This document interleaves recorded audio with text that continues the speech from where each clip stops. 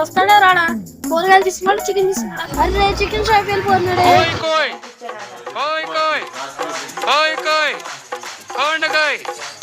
అన్నా కేజీ మాసం కొట్టు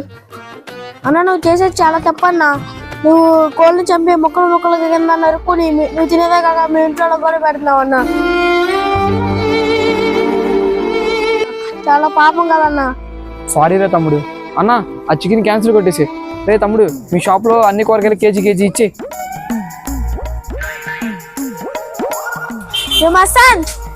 చికెన్ కొట్టింది చాలే కానీ నాకో కేజీ చికెన్ కొట్టరా నేను పోతాను నాకు ఇది వద్దు అన్నయ్య నేను పోతాను అన్నయ్య